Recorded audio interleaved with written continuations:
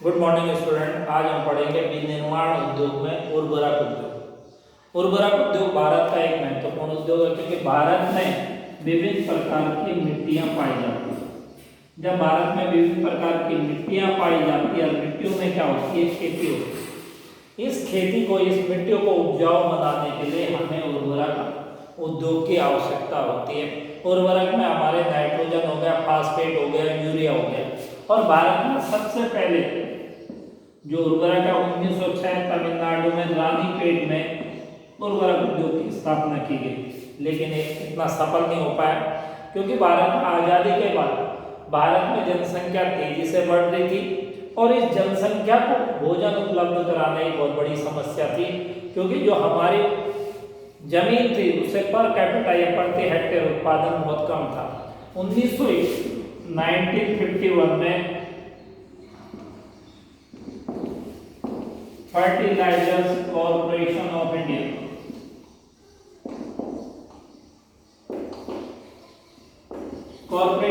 की स्थापना की गई सिंदरी में। तो यहाँ इसकी स्थापना के बाद भारत में लगभग कई जगह उद्योगों की स्थापना होने लगी, जैसे उत्तर प्रदेश हो गया, तमिलनाडु हो गया, केरल हो गया, महाराष्ट्र हो गया, वेस्ट बंगाल में। और इस उर्वरक उद्योग का मुख्य उद्देश्य क्या था? उत्पादन में वृद्धि करना। अगर उत्पादन में वृद्धि होगी तो क्या होगा? इस जनसंख्या, जितनी जनसंख्या हमें दूसरे देशों पर निर्भर ना होना पड़े।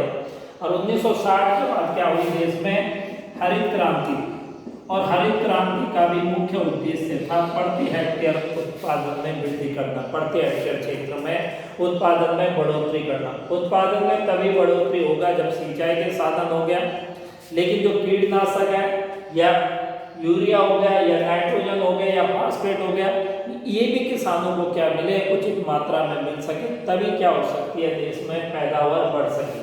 इसीलिए भारत में उर्वरक उद्योग कर दिया। वर्तमान समय में भारत में लगभग 63 उद्योग हैं और 63 उद्योग होने के कारण लगभग इनका हम क्या करते हैं, 110 लाख टन नाइट्रोजन का उत्पादन करते हैं और 40 लाख टन का क्या करते हैं, फास्फेट का उत्पादन करते हैं। तो इस तरह से भारत में जगह जगह उद्योग हो गए। वर्तमान 63 है और 29 जो कंपनियां उससे तो क्या करते हैं, यूरिया का उत्पादन करते हैं।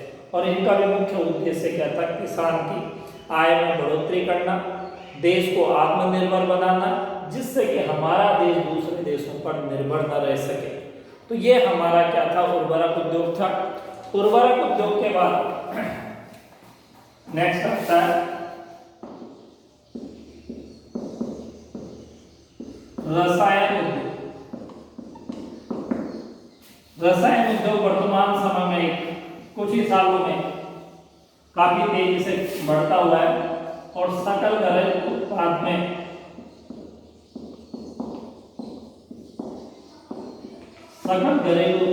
जो इसका योगदान है जीडीपी में 3% है। एशिया में इसका जो स्थान है 3रा और विश्व में जो केमिकल इंडस्ट्री है रसायन का, वो 12वां स्थान। ये केमिकल इंडस्ट्रीज है जो वर्तमान समय में तेजी से बढ़ रही है।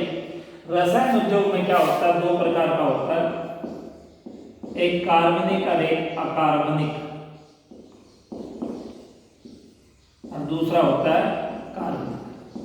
अकार्बनिक में हमारा सोडा हो गया, रंग रोगन हो गया, पेंट हो गया, कृत्रिम वस्तु हो गया, ये आता है। जबकि कार्बनिक क्या होता है, पेट्रोकेमिकल।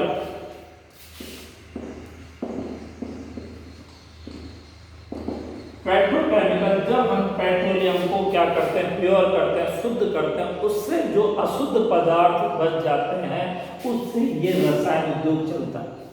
क्योंकि क्या होता है, ये क्रूड ऑयल होता है, क्रूड ऑयल को क्या किया जाता है, प्योर किया जाता है। प्योर से जो इम्प्योरिटीज बनती हैं वो रसायन उद्योग में। तो इसमें हमारा कार्बन में क्या हो जाता है, मेन प्लास्टिक हो गया, कृत्रिम वस्तु हो गया, जो कपड़े हो गए, दवाइयाँ हो गई, इन क्षेत्रों में बनाए जाते हैं। पेट्रोकेमिकल जो इंडस्ट्री का है, गुजरात के पास बड़ोदरा सबसे फैक्ट्री बड़ी है इसमें प्लास्टिक उद्योग का। ये हमारा पेट्रोकेमिकल इंडस्ट्रीज है जो पेट्रोलियम से अशुद्ध पदार्थ निकलते हैं। तो रसायन उद्योग वर्तमान समय में तेजी से बढ़ता हुआ उद्योग। रसायन उद्योग के बाद आता है हमारा सूचना प्रौद्योगिकी उद्योग।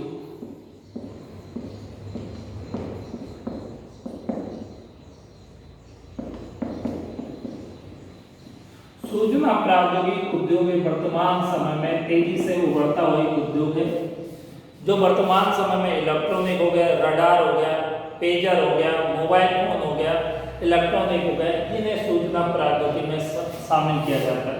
और बेंगलुरु को हम क्या कहते हैं वर्तमान समय में इलेक्ट्रॉनिक कैपिटल कहते हैं। ये इलेक्ट्रॉनिक के रूप में तेजी से उभरता हुआ है और इसमें 2005 तक लगभग कितने व्यक्ति को रोजगार दे रहा था, 10 लाख व्यक्ति को रोजगार उपलब्ध करा रहा था। और इसमें लगभग इस उद्योग में लगभग 30% क्या करती है, महिलाएं काम करती हैं। और ये उद्योग तेजी से बढ़ता हुआ उद्योग है। जैसे आईटी सेक्टर हो गया, आईटी सेक्टर में इन्फोसिस हो गया, विप्रो कंपनी हो गया, टाटा कंसल्टिंग हो गया, टेक महिंद्रा हो गया, ये तेजी से उभर रहे हैं और ये वर्तमान समय में विश्व में अपना सामान क्या कर रहे हैं, एक्सपोर्ट कर रहे हैं। लगभग हमें कई प्रकार की विदेशी मुद्राएं प्राप्त हो रही और विदेशी मुद्रा 1991 में उदारीकरण अपनाने के कारण हमारा यह उद्योग तेजी से आगे बढ़ रहा है। आज हम विश्व को कई देशों को टक्कर दे रहे हैं और वर्तमान समय में भारत में 18 क्या है आईटी सेक्टर, 18 आईटी सेक्टर है। 18 आईटी सेक्टर में जम्मू कश्मीर में श्रीनगर, पंजाब में मोहाली, राजस्थान में जयपुर, गुजरात में गांधीनगर, मध्य प्रदेश में इंदौर, महाराष्ट्र में मुंबई, पुणे, कर्नाटक में हमारा बेंगलोर हो गया और बेंगलोर के साथ मैसूर हो गया, त्रिवेंद्रम, मद्रास, भुवनेश्वर, कलकत्ता, गुवाहाटी, नोएडा, ये हमारे आईटी सेक्टर हैं जो क्या करते हैं, सूचनाओं का आदान प्रदान करते हैं। और वर्तमान समय में सारा कार्य डिजिटल होने के कारण ये उद्योग तेजी से उन्नति कर रहा है, तेजी से बढ़ोतरी पर चल रहा है। तो ये सूचना प्रौद्योगिकी उद्योग था जो वर्तमान समय में काफी तेजी से उभर और उदारीकरण के कारण बीपीओ, बिजनेस प्रोसेस आउटसोर्सिंग, जितने भी कॉल सेंटर हैं ये सब बड़ी बड़ी कंपनियों के कॉल सेंटर का है इंडिया में। क्योंकि यहाँ पर क्या है, लेबर सस्ते होने के कारण, स्किल्ड लेबर सस्ते होने के कारण ये क्षेत्र सबसे ज्यादा भारत में तेजी से उभरता हुआ क्षेत्र है। नेक्स्ट इसमें लास्ट जो उद्योग है व्हीकल सेक्टर हो गया, मोटर गाड़ी उद्योग। वर्तमान समय में सामान्य यात्रियों को ले जाने के लिए एक जगह से दूसरी जगह पर क्या होते हैं, व्हीकल की आवश्यकता होती है। और व्हीकल में अधिकतर क्या होते हैं, 2 व्हीलर हो गया, 3 व्हीलर हो गया या मल्टी यूटिलिटी व्हीकल्स हो गया या बड़े बड़े ट्रक और बसेज हो गए। तो ये वर्तमान समय में तेजी से उभरता हुआ उदारीकरण जो हमने 1991 में अपना उदारीकरण कैसे करते हैं, जब हमने अपने नियमों में कुछ छूट दे दी दूसरे देशों को, उसे हम उदारीकरण की प्रक्रिया कहते हैं। और उदारीकरण की प्रक्रिया के कारण ही दूसरे देश आसानी से यहाँ पर उद्योग लगा सकते हैं।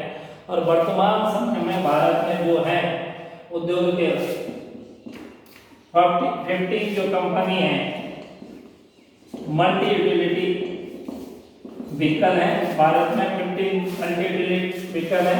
और 14 जो कंपनी है 2 व्हीलर एंड 3 व्हीलर्स, 2 व्हीलर या 3 व्हीलर जो इसका उपयोग करते हैं।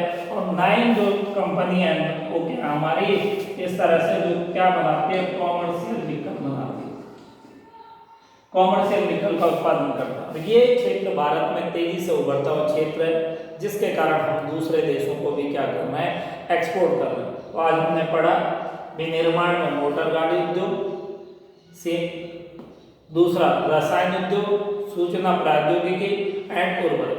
थैंक्स।